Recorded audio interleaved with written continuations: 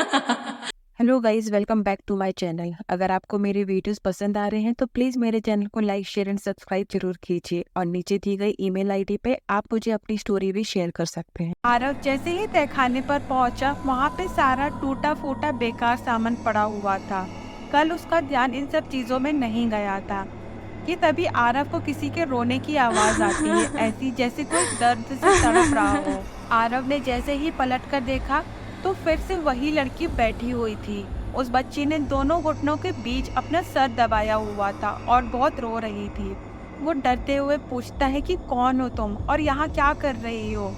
जैसे ही आरव ने ये सब पूछा कि वो लड़की गुस्से से आरव की तरफ देखने लगती है। उसकी डरावनी लाल आंखें और बाल बिखरे हुए थे, चेहरा बहुत जख्मी था।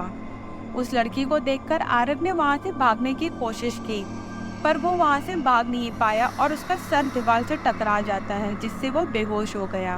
अगले दिन फिर से राम प्रकाश आरव के लिए चाय और नाश्ता लेकर आया। घर का दरवाजा खुला हुआ था, इसलिए अंदर जाके आरव को आवाज लगाने लगता है। बहुत देर तक आवाज लगाने पर भी आरव ने कोई जवाब नहीं दिया, इसलिए राम प्रकाश को थोड़ी चिंता होने लगी और वो हर कमरे में जाकर देखने लगा कि तभी उसके कानों में किसी के कराने की आवाज आई।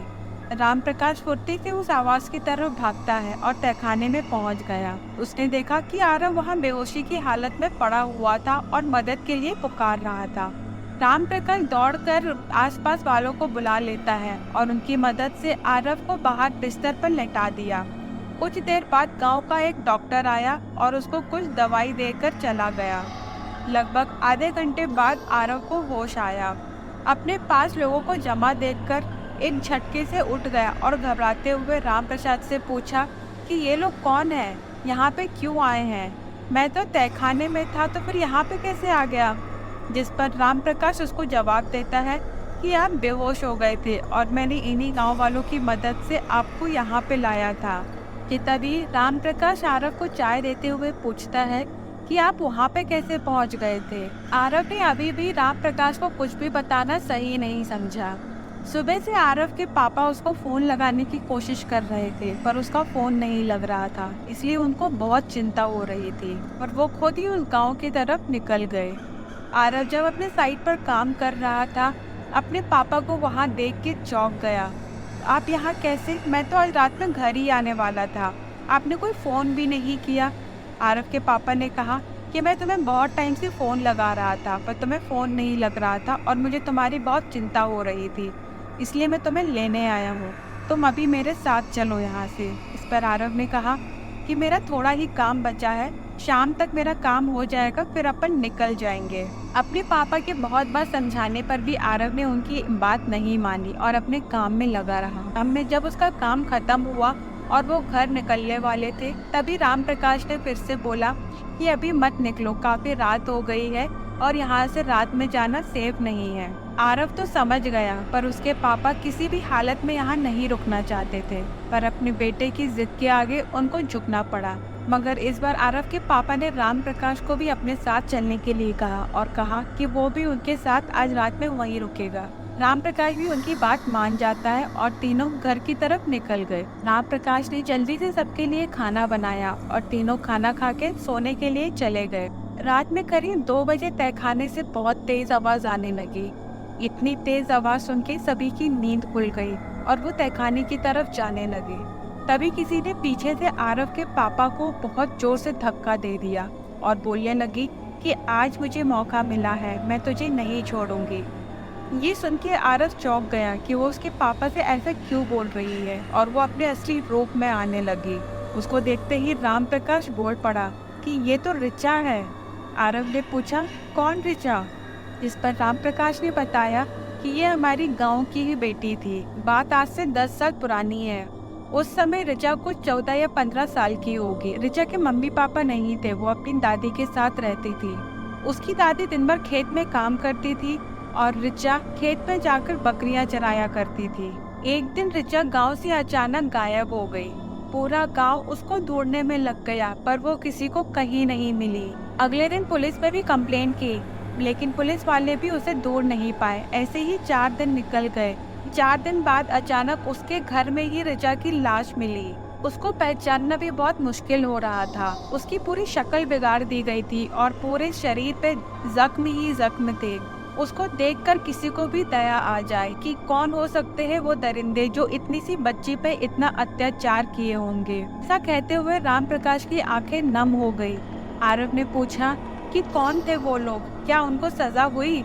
इस पर राम प्रकाश ने बताया, नहीं, उनको कोई सजा नहीं हुई, वो आज भी गांव में ही घूम रहे हैं। और आरव की पापा को देखने लगा, जिस पर आरव ने राम प्रकाश से पूछा कि तुम पापा की तरफ ऐसे क्यों देख रहे हो? पापा ने किया था क्या ये सब? जिस पर उसके पापा ने कहा कि नहीं, मैंने कुछ भी नहीं किया था, मैं तो उसको बचाना चाहता था, पर चाह के भी मैं उसकी कोई मदद नहीं कर सका। जिस पर आरव ने पूछा, अगर आप उसकी मदद करना चाहते थे तो वो दरिंदे आज भी ऐसे खुले क्यों घूम रहे हैं? क्या मजबूरी थी आपकी कि आपने अभी तक उनको कोई सजा नहीं दिलवाई? आरव के पापा ऋचा की तरफ देखते हुए बोलते हैं, मैं जानता हूँ कि तुम मुझसे क्यों बदला लेना चाहती हो, लेकिन मेरा यकीन करो, मैं तुम्हें सच में इंसाफ दिलवाना चाहता था, पर मैं चाहकर भी तुम्हारी मदद ना कर सका।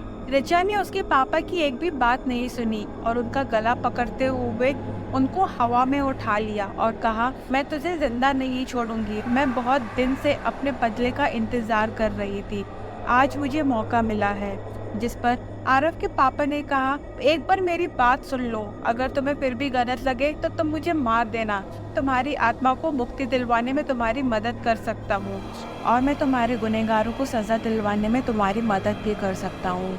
ये सुन के ऋचा ने उसके पापा को छोड़ दिया। पर आरव के पापा ने बताया कि आज से 10 साल पहले जब मैं तुम्हारी माँ के साथ यहाँ पे आया था, उस समय ये घर सरपंच को किराए से दिया था। हम दोनों के बीच में तब बहुत अच्छी दोस्ती थी।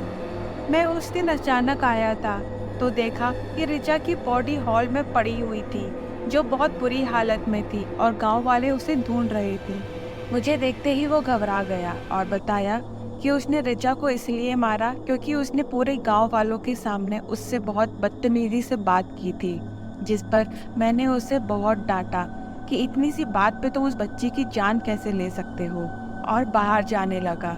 तो उसने मुझे धमकी दी कि अगर किसी को बताया तो वो उसके ऊपर ही सारा नाम फंसा देगा, और 4 दिन बाद उसने ऋचा की बॉडी उसके घर पर ही दिखवा दी। मैं और तुम्हारी मॉम जब पुलिस स्टेशन की तरफ निकले और ये बात उन्हें पता चली तो उन्होंने हमारी गाड़ी का एक्सीडेंट करवा दिया, जिससे तुम्हारी मॉम चली गई और फोन करके मुझे धमकी दी कि अगर मैंने कभी पुलिस के पास जाने की कोशिश की तो तुम्हें भी मरवा देते। इसलिए मैं पीछे हट गया और चुप हो गया। अपने पापा की बात सुन के आरव ने ऋचा से वादा किया कि मैं तुम्हारे गुनाहगारों को सजा दिलवा के ही रहूंगा।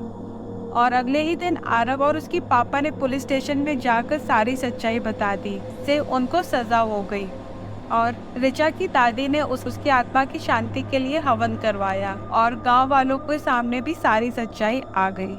अगर आप ऐसे और भी वीडियोस देखना चाहते हैं तो प्लीज़ मेरे चैनल को लाइक, शेयर एंड सब्सक्राइब ज़रूर कीजिए।